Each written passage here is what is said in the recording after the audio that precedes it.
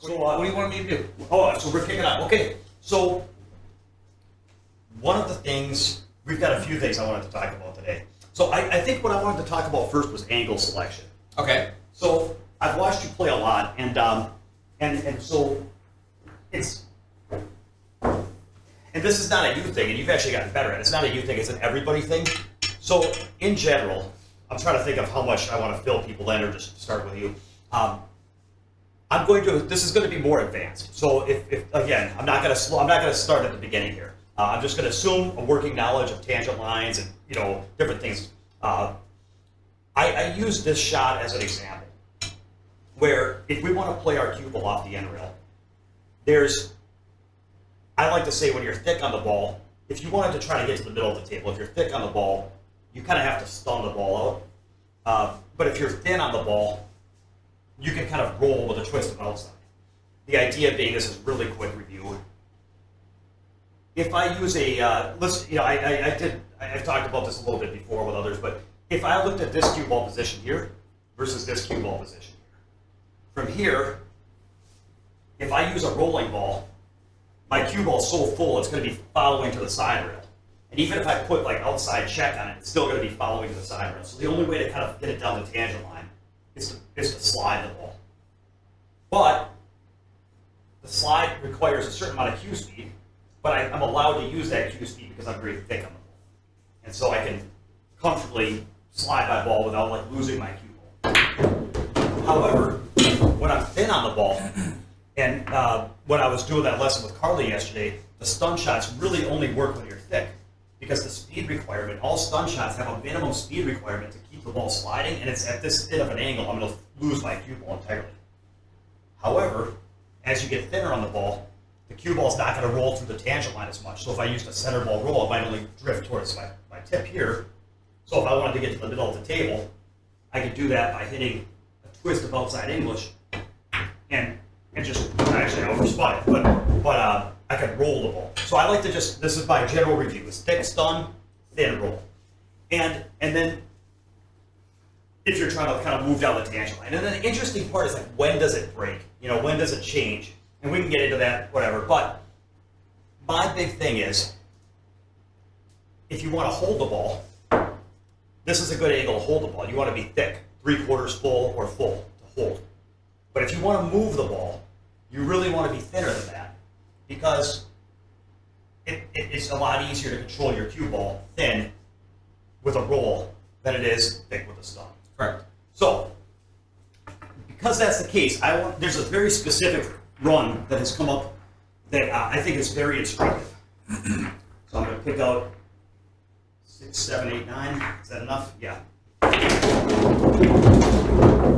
Everybody in the chat, if you do me a favor and just like put a thumbs up in the chat or something if you can hear us okay.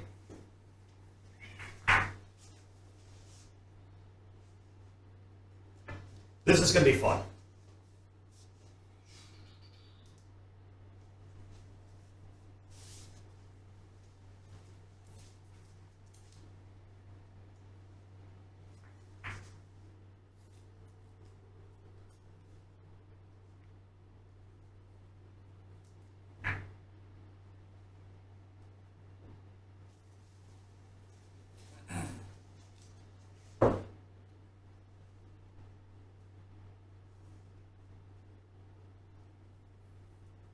All right.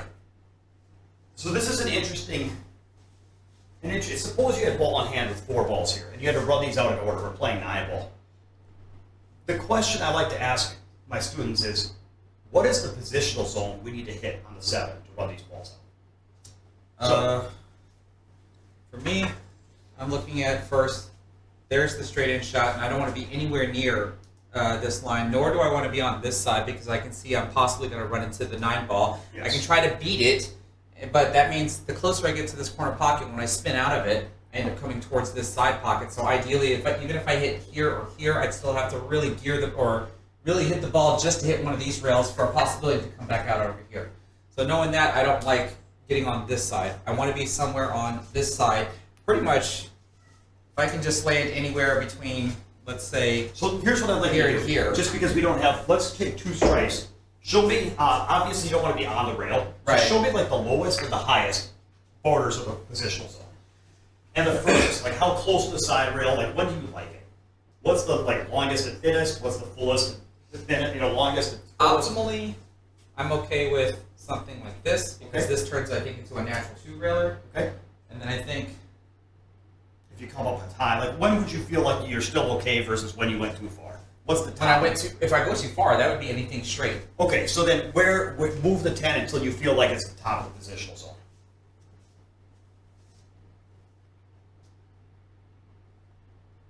Probably right around here. Okay, I'm really, really happy right now. So here you still have an angle. Now this is actually what I kind of talked about, and I realized not everybody was able. Maybe I skimmed over it too quick. From here, would you roll it or stun it?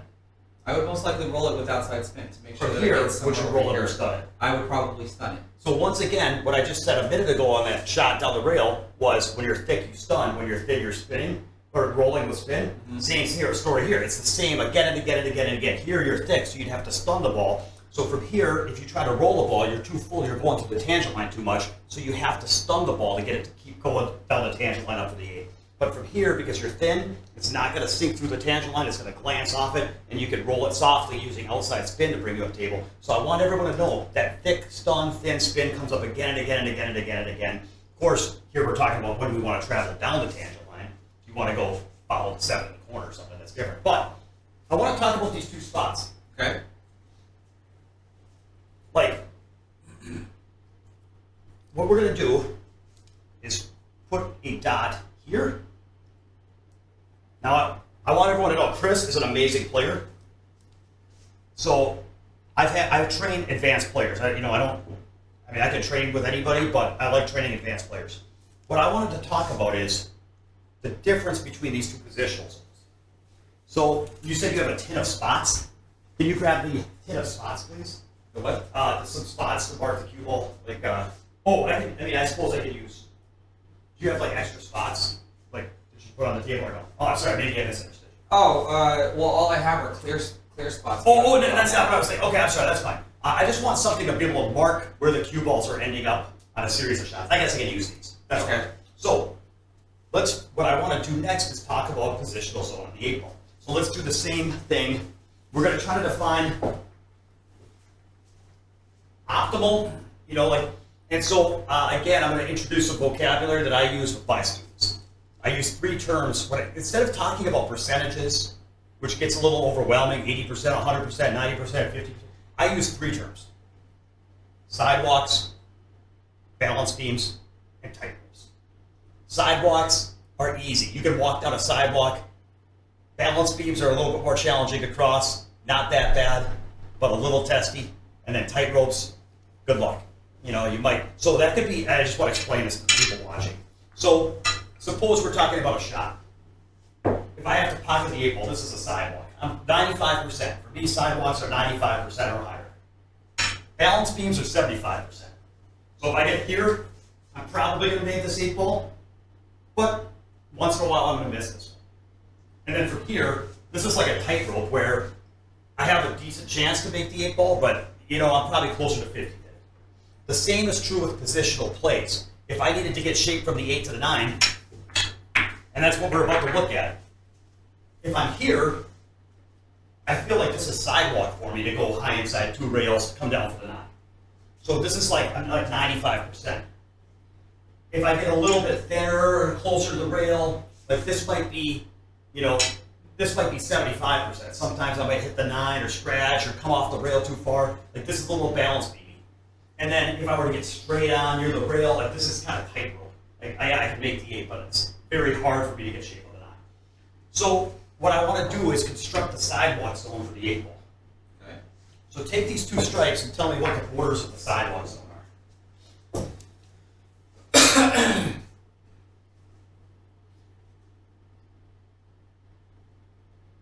think this is probably the top of the sidewalk. Okay. So at the moment I don't necessarily think I want to come anywhere near here, even though I might be Yeah, able to yeah. stun or do whatever, but anything below that. And then I think probably right around here is when it starts You coming know into what? a balance beam. 100% agree with you. So what I'm going to do is I'm going to mark these, and I also like that you're off the rail a little bit.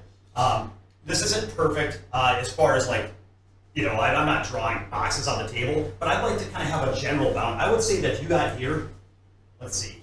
Yeah, I would consider this sidewalk. You have a very makeable shot with a good angle. And if you got here, this is ideal. And you're right, any more thick than this, it gets a little balance beady, and it gets a little balance beady. And closer to the rail, again, it can get a little balance beady because closer to the rail means A, it's harder to make an accurate strike, and B, it limits your ability to do side spin, which is really important to be able to, you know, twist the ball here and there with little bits of spin. So you might be able to be a hair closer to the rail and still call it. You know, maybe we'll give you an extra inch here because I think on this shot it might matter. So let's say that this is kind of like anything from here to here towards the 8 is kind of our sidewalk zone. And then our balance beam zone, what do you think, Chris? I'll let you set up the balance beam zone. Balance beam zone is going to be. I don't want to come below the 8 ball. I don't want to. We can stay away from that because if we end up down here, we got very, very fortunate to dodge straight in, dodge a scratch. I feel like, yeah. So. Okay, so let me come closer to the rail. Yep. The shot's makeable from there for me, but still transitioning. Okay, so that's balance beam there, and then Tightrope starts to get. we'll just define anything outside the balance beam will be tightrope. I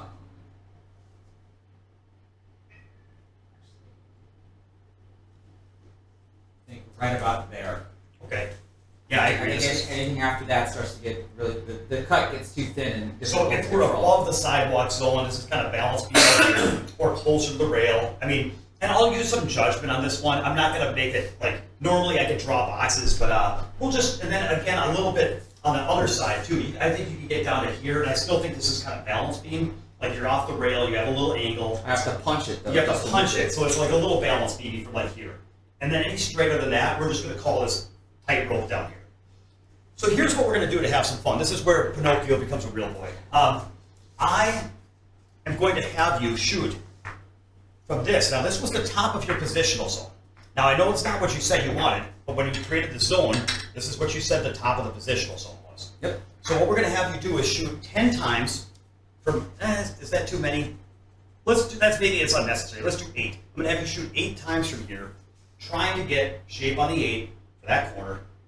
And what we're going to do is, every time you hit a sidewalk zone, we're going to give you 1 point, because it's like, you win the game. Right. Every time you hit a balance beam zone, we're going to give you 0.75, because you're usually going to win.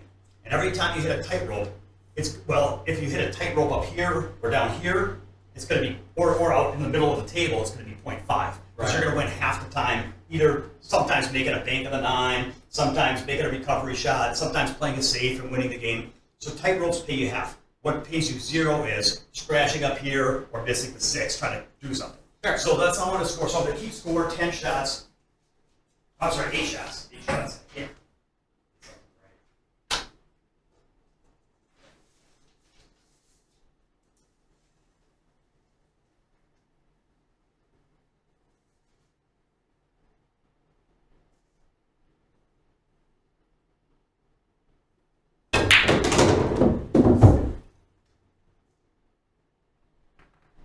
That's a tightrope. Tightrope, so that's 0.5. Okay. Take a ball.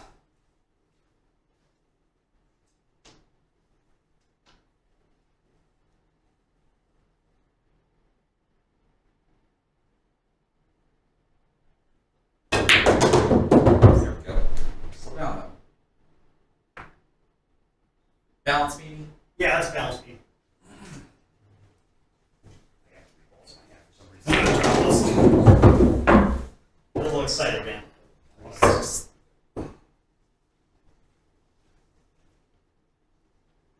That's the route that I want to take because I am trying to hit this rail.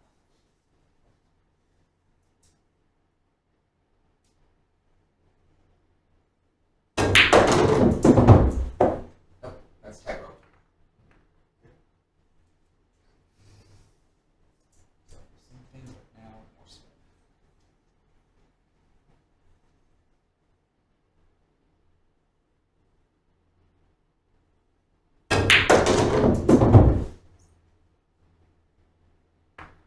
That's kind of balance beamy. Not necessarily in my sidewalk zone. Yeah, that's definitely a balance beam.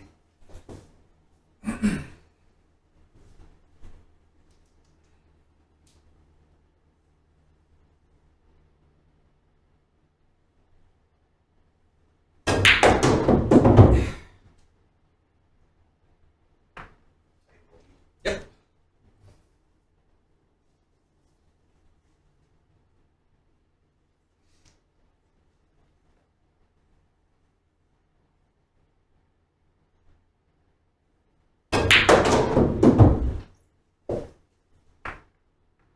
Balance beam. Ooh, hang on, let me see this. Let me just look at it. It's right outside the balance beam angle, and I think that this is, I think that's tightrope because it's a hard cut and it's hard to control your speed. I'm gonna call that a tightrope. And I'm not trying to root against you, that's how I feel. Trust me, I'm gonna be fair.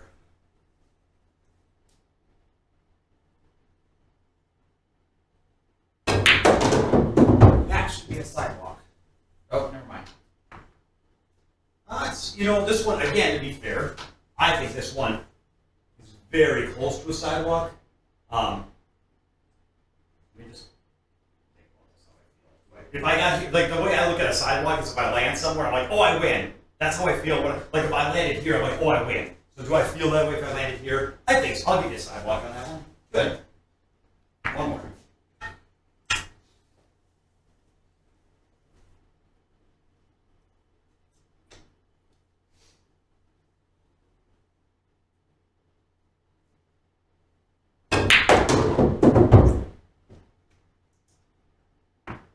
Except I'm on the rail. This got a little bit. At best, this is a balance beam. Let me look at it. Yeah, it's a balance beam. I mean, with a touch and check and a thin hit on that 8, you could probably creep up past that side pocket and cut the 9. But it's not. It's definitely not a sidewalk. But I don't know that it's a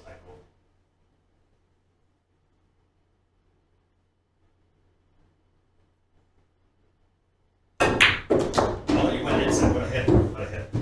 Okay, great shooting.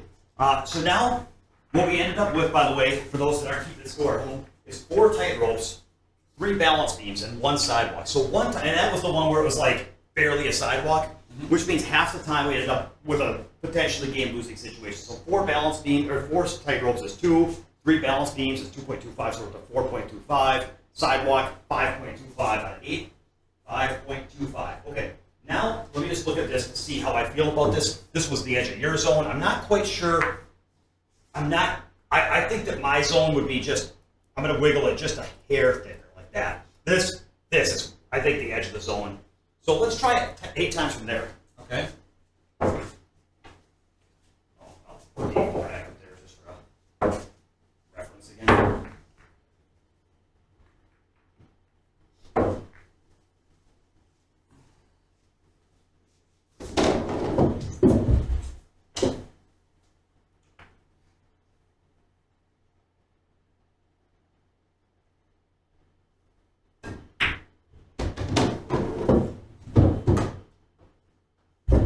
Sidewalk? Yeah.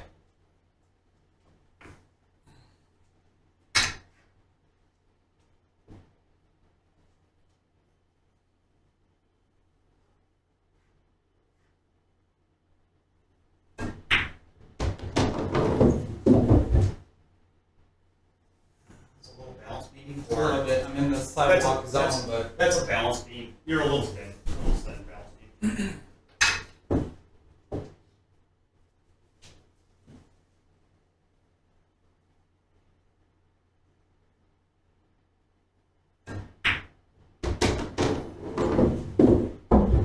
Balance beam. Yep.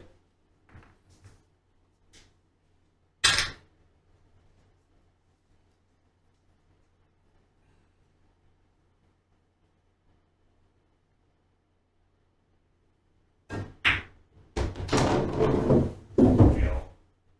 Sidewalk.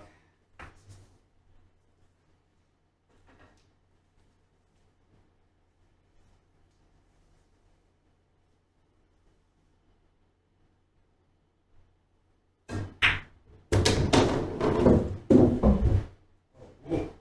I got a little tight ropey. I think. Let me look at the angle. Yeah, that's definitely tight rope.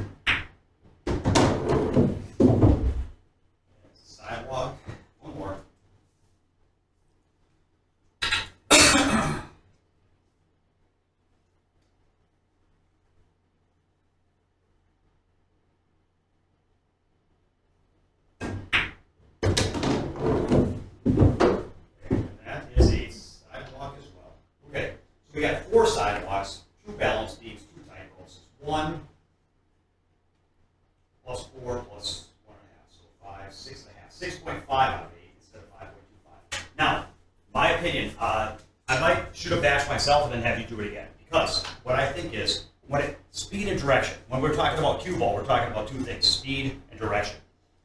If you have perfect direction and you can hit perfectly, then it gives you, your speed can be a little off and you're still okay. But if your speed is good, it gives you more margin on your direction. So in other words, if you come off the rail 4 to 6 inches, if you hit here and you come off the rail 4 to 6 inches, you're still okay.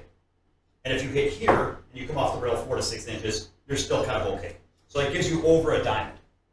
But if you come off the rail a foot, from here, it starts getting a little bit thin. And from here, it starts getting a little bit thick. So if you're coming off the rail a full foot, your target has to be like, you have like a 3-inch target. So my opinion is, even with a good angle, which this is a better angle to move the cue ball as we've seen, the speed is really critical to make that target go from here to here. I didn't quite love the speed you were hitting them at because they were coming hot off the second rail a lot. And I feel that what was happening is, I don't think you were using enough outside because... That's what I started noticing. So when I started getting more outside, I started landing closer to the sidewalk zone. And when you hit with outside, if you hit it down, outside doesn't wear off like draw does. Draw wears off really quick. But with outside, if you hit it really easy, the spin does wear off a little bit on the way to the ball and on the way to the rail. So what I think is, you have to use a little bit more, and then use a little bit less speed, and trust that the spin will hold on the ball. So here's my 8 attempts. I just want to kind of see 5, 6, 7, 8. Okay.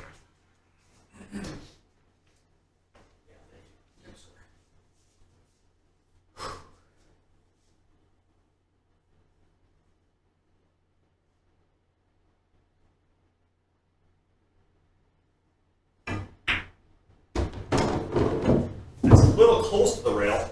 However, that's a sidewalk. 1.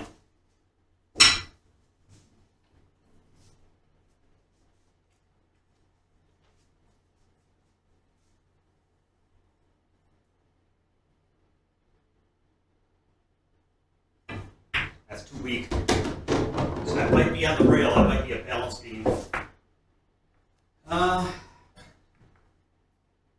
I think we're going to call that a balance beam. I like it, but we're going to call that a balance beam because it's near the rail and I want to be fair. Okay.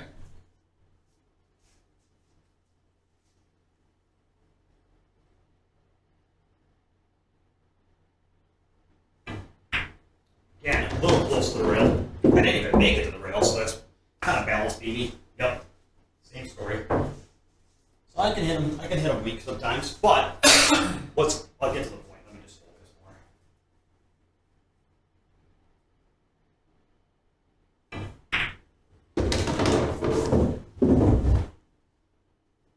Okay, that's the sidewalk.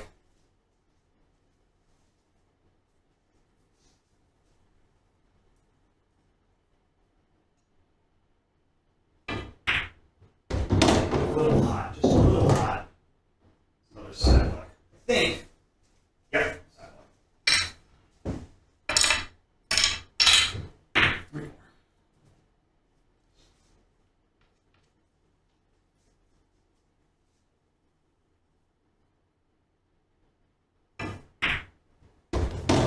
Too flat.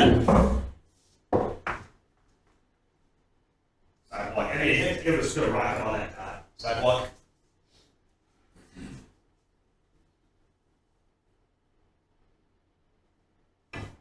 Little weak.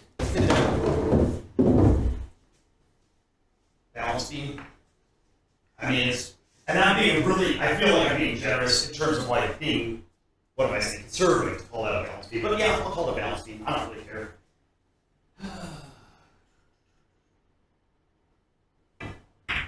Definitely this one land rail as well.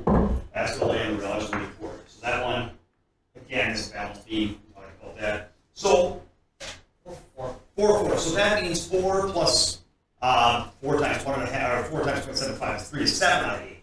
And importantly, this is not my best performance. Okay, I'm just saying if we want to run it again, I would guess that maybe here on an 8-foot table the targets are a little smaller. It's hard to get the right speed because it's easy to freeze or come off too far. It's a little smaller than my 9-foot, so maybe my percentages are different. But I would think that on average I could do 5 or 6 sidewalks, 2 to 3 balance beams. Is that so reasonable? Like maybe average 5 side, like I did 4 and 4, maybe I average 5 and 3. That's usually what I average. But 7 out of 8. Now, how many tightropes? 0. 0. And that's that. Yes. Okay. So to do one more round, I want 1 round without tightropes. And I was hitting them a little weak, but again, it's better than like I mean, in this case, you don't really want to be frozen like that, but you can't come flying off that second rail. And it might be that we would have had a little bit more control from here, you know, where you can. But this is good.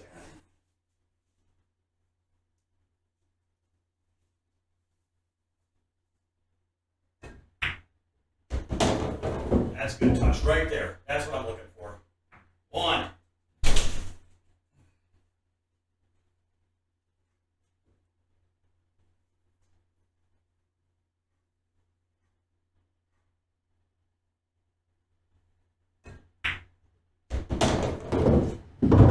We got that sidewalk again.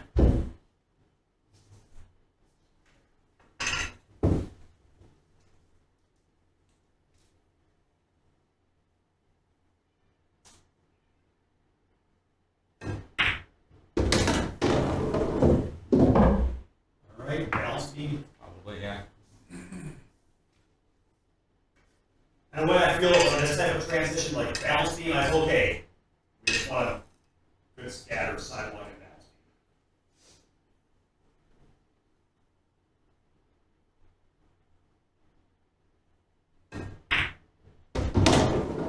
beam. And we're good. Okay, sidewalk. All day strong. I think this is the clear evidence of what practice does, as long as I learn what the shot is supposed to be, and then try to replicate what I learned.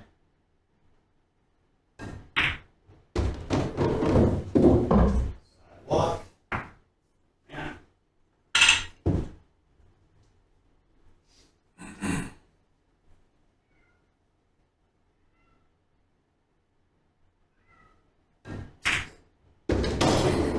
I got distracted by Zelda. Okay, that's sidewalk. Okay. All right, 2 more. Finish strong, man. Finish strong. These 2 matter. Let's go.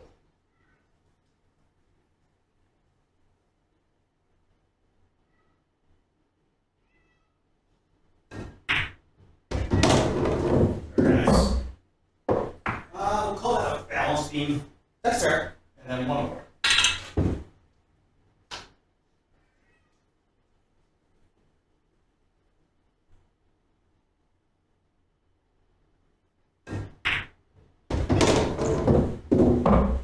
And a little bit of balance beam. Sure. I think so. Look at it one more time. Yeah, there's definitely a balance beam. Okay, Sure. Yeah. So that was 5 sidewalks and 3 balance beams for a total of our best score yet. 5 plus 2.25 is 7.25 out of 8. So let's what do you call it? Let's recap. So let's see. That's the rest. So with this route from here.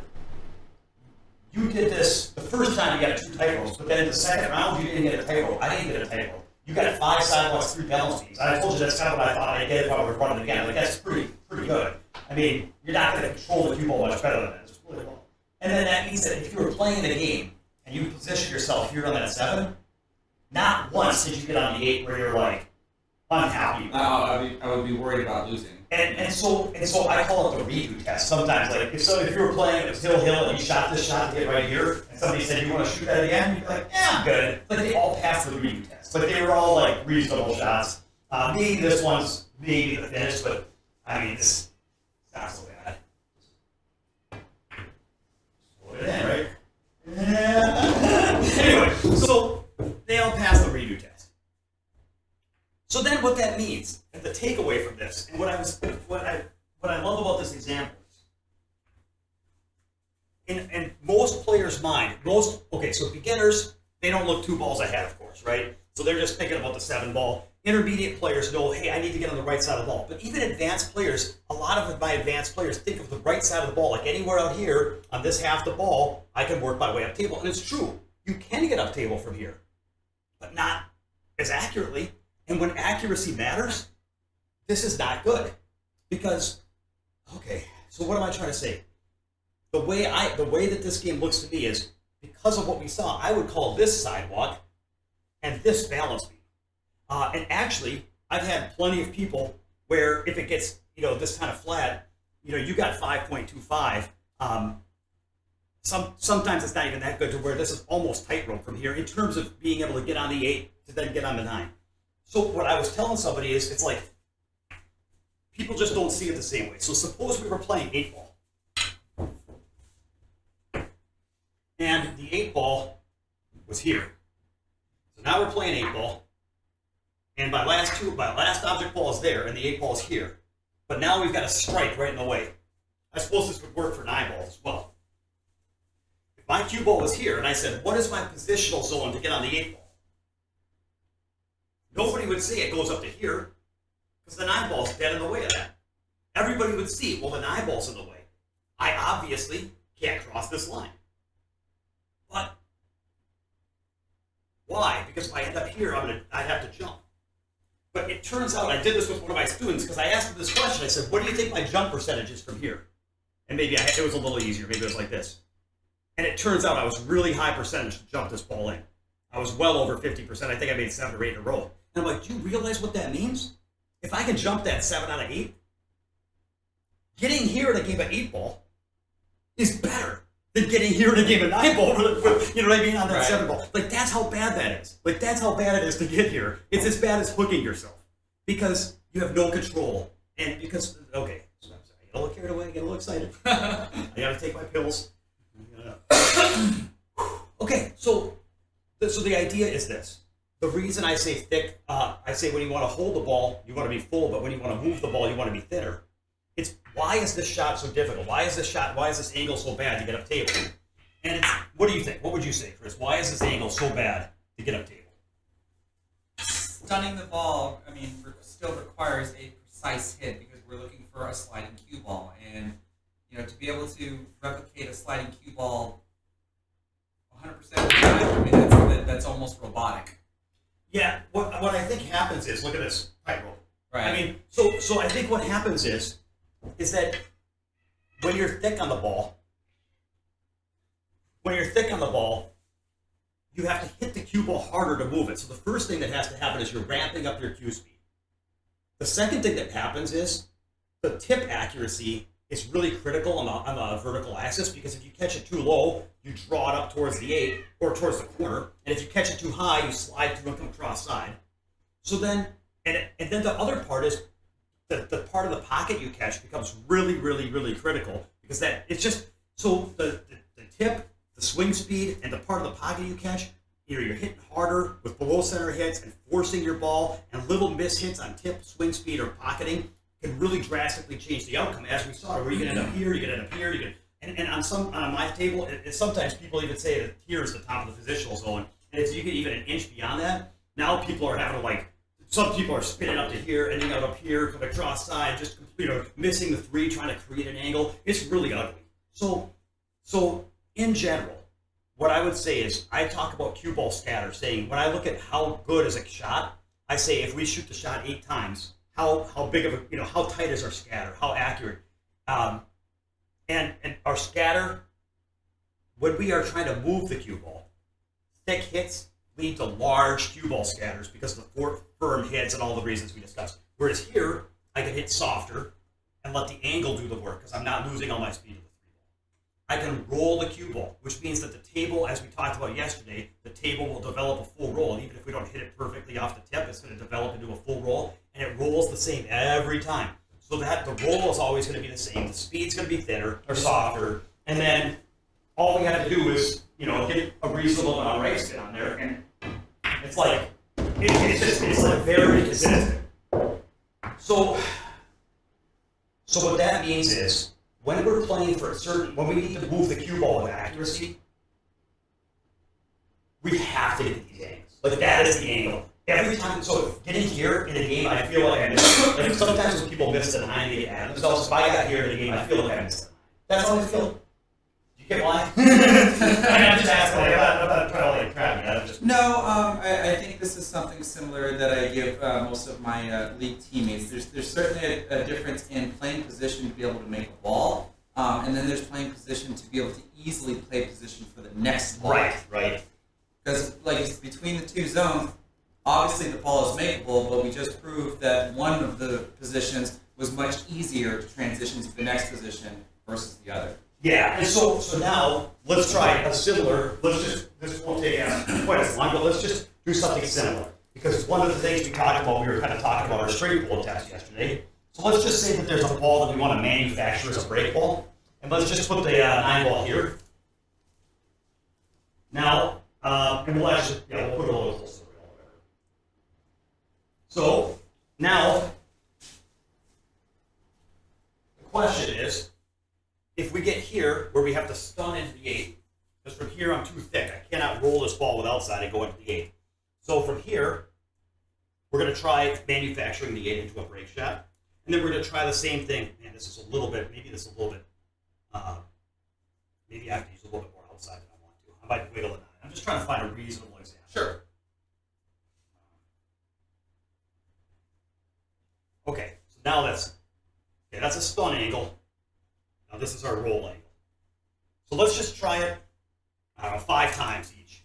And see how many times from here you can manufacture the 8 into a break shot. Let's assume that we're playing straight pool and we've got, good keep, recovery safety. Oh, whoops. Can't do that. Yeah, we've got safety valves all over. So now we're just trying to we've got safety valves. We're going to take, this is our last 4 balls in a game of straight pool. On the bracket straight pool, we want to see if we can, instead of having to break with the 5, we're going to see if we happen to pick up a better break.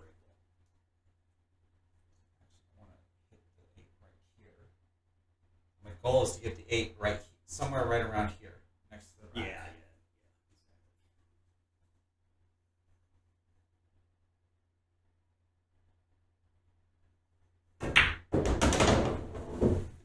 No. 1. 5 tries each, I said. Yep. I just want to make sure. I can do the same thing, but a little bit harder.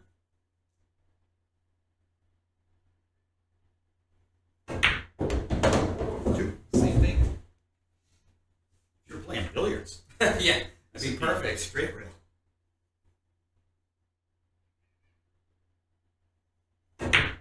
Fail 3. That's going to definitely count.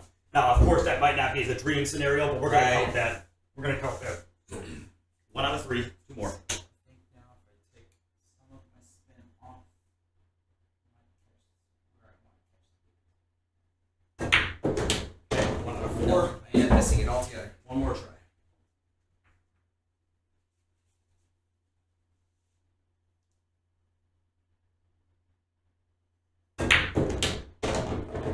That's ideally what I want to Okay. do, but I can't tell if it's out of the rack. We're going to call it good. We're going to call it good. Now, I want you to try it from here. 5 times.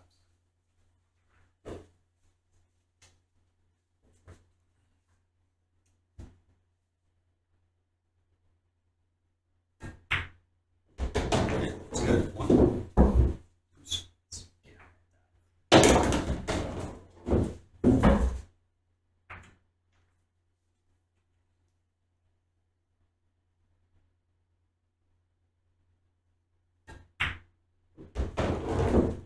We're going to call that good because we called the other one good. That's 2.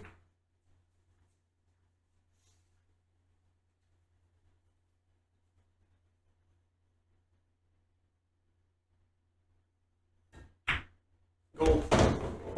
No, not quite. Not quite.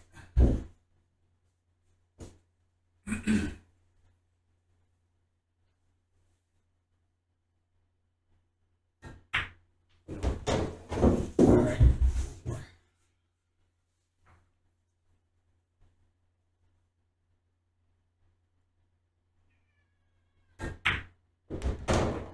All right.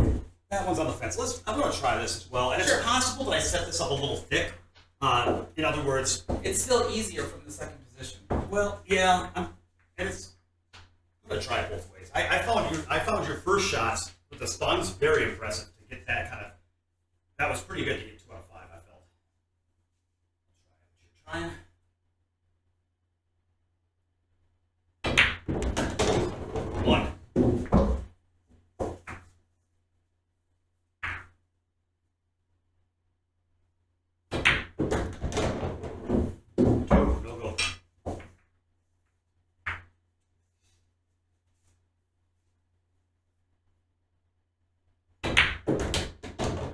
3. That's good. Okay, we'll That call counts.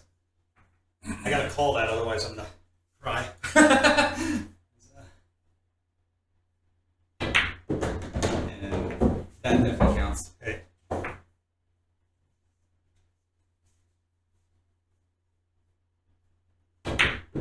Alright. 2 out of 5. Same story. Let me try this. This might be a little thick as I look at it. So what happens is, like I said, there's a point at which it's you're sinking through the ball too much. This might be too thick. Let me just feel it out. No, it's not. Okay. Yeah, 'cause with that one, I was rolling the cue ball with outside spin. Yeah, that's right. That's right. Okay. I'm gonna stop. I'm just kind of feeling the shot out. All right.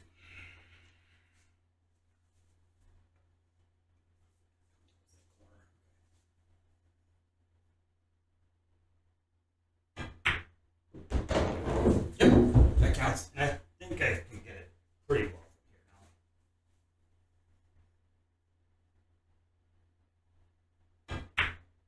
now. Definitely counts.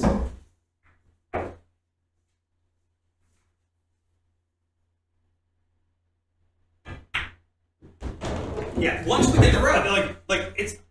I was kind of just not toying around with this. I was feeling it out a little bit. This is way easier. I mean, now maybe the results weren't devastating. We kind of have a small sample size and we're feeling the shots out, but especially I feel like if we were even just a hair more like this, like just a little thinner, so that what happens is the thinner you get, the less spin you need. Because Right. the less you're flowing through, the less you're sinking through the tangent line. So from here, if we were to set it up 5 times, I think it's going to be even easier. Right. Like right here, it would be devastating, like how often you can do this. Right. So the reason I bring this up is suppose we're playing a game of straight pool, and again, this is kind of our last 5, something like this, and we have a ball here, and we have to play shape for the 8. If we roll this in and got to here, to try to manufacture a break ball, this is where like sometimes, and it's tough to play Scotch doubles. My buddy Josh, hi Josh if you're watching, we play a lot of Scotch double straight pool over the year, and it used to be really tough for him because he'd get me here, which is like pretty good position in terms of making the ball, and in theory you can do it, and I'd be grumpy. And he's like, what, he's like, it's never good enough for you. I'm like, yeah, because if we want our run to continue, we need break balls. and from here, we could get a break ball. And from here, we might get a break ball. This is like a tightrope. This is like a balance beam. And so you have to kind of like,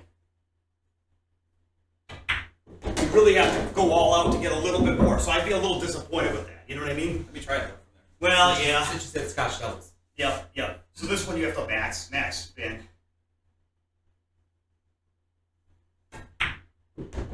Yep, perfect. So I barely got far enough, and then it took a good shot by Chris. It would have been a lot easier had I got another inch or 2. So, and again, on the other hand, it would have been easier.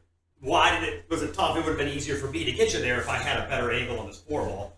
So again, going back even the ball before, I had to shoot that 4 ball. I was putting myself here, whereas really I'd like to be shooting it from here so I can roll with outside to there, so that you can roll with outside. Like that's perfect. Like, I mean, almost to a point.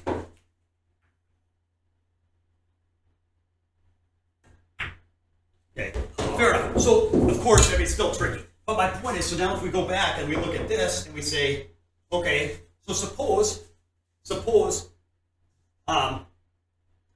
we had the 2 ball here where I said, okay, let's suppose we're playing Scotch doubles. And I said, okay, and we'll put this ball here. If I said I want to shoot the 2, 7, 12, maybe see if we can manufacture a break ball, then obviously we got the 14-6.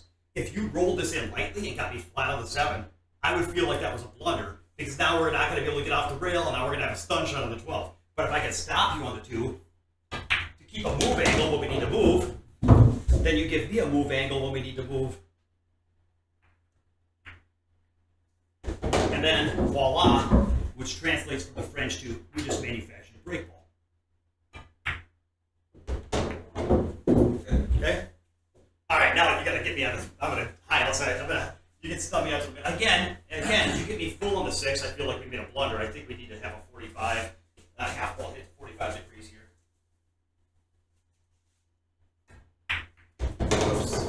Or actually, does that help? Well, we'll take it. We'll take it.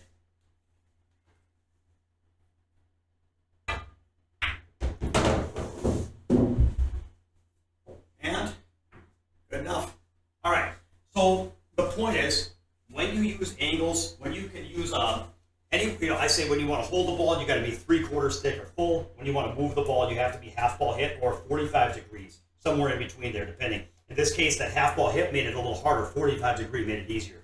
A lot of my students call that the demi angle because I love that angle. That's what I play for when I need to move the cue ball, is that a little bit thinner than half ball hit so that you can not sink through the tangent line and all these benefits we talked about. So when we're needing precise maneuvering, to hit certain parts of balls and tick apart or make certain transitions, I really, it's not always the case, but I really work to pick up those angles. Because and the problem is that most of the time the game is easy enough to where you can get away with a lot. So like if you're playing 9-ball and instead of that run that we set up,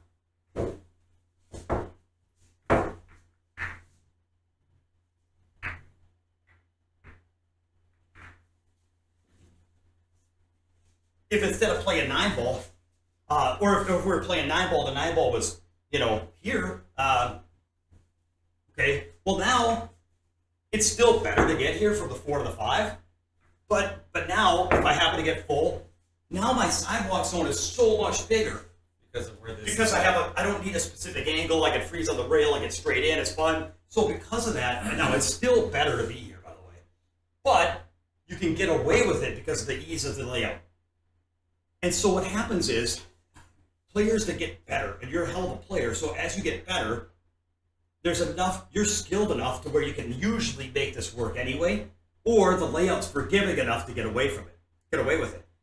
But there's times when the layout is demanding, or you're under pressure, and you're just talking about percentages, to where it really matters. It really matters. And so that's why I mentioned one last night. I didn't mean to be a jerk because you made like the best 9-ball of all time. But that was the one where I was talking about getting from. That was where the 10-ball was like wedged in the rail, and this little run here. And so when you got like a hold angle on the 5, it made it really tricky to make this transition versus then we got like a move angle on the end rail. And here's a spot where getting on the 9 is critical, which means getting the right angle on the 8 is critical, which means we really need a good move angle on this 5. And that's like the whole meat and potatoes of this run, because once you get to your level, it's like, what's the difference? A lot of people watching are in that 580 to 620 to 650 range for them. I mean, there's a lot of serious players land around 600, and I'll tell you, and it's like, what do I got to do to get from 600 to 700? Like, man, I play good. I can run 5 racks once in a while. I can have sessions where I play 8-ball and I run 5 racks in a row. How do I get more consistent? It's like, well, we can all run all the rest of the balls. So I don't even think of this as a game of 9-ball. I think of this as a game of getting the right angle on that one key transition. Right. And then everybody can run the balls, and now it's just going to be who gives themselves the best maneuvers and that stuff.